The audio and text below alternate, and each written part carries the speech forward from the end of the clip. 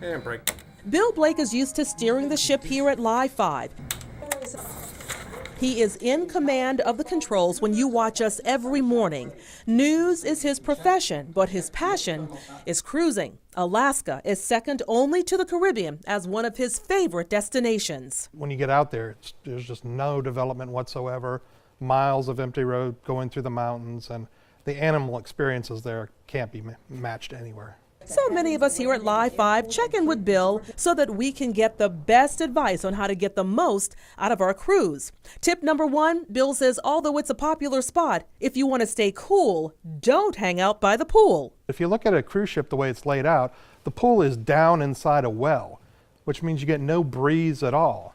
So I mean, our first cruise, we went down there and we were sweltering for the whole day. Really, if you want to get the best breezes, you want to be on the upper deck where the wind comes across. One of the things Bill schooled me on when my family was getting ready for a cruise was auto tipping. All cruise lines add a charge of about $12 per day per passenger to auto tip the dining staff and the cabin crew. Now that can add hundreds of extra dollars that you didn't expect to pay. So tip number 2. Talk with the cruise line in advance to find out if you can negotiate the auto tipping amount.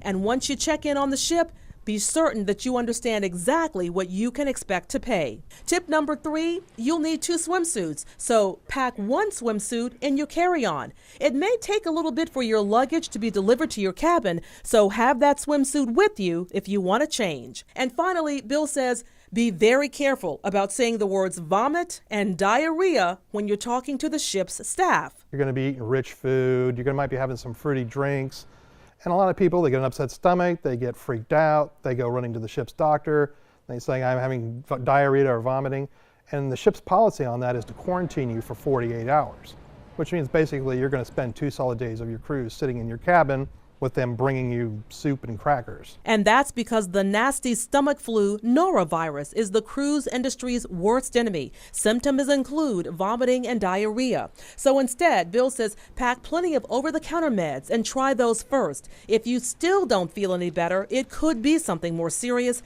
and then you should talk with the medical staff.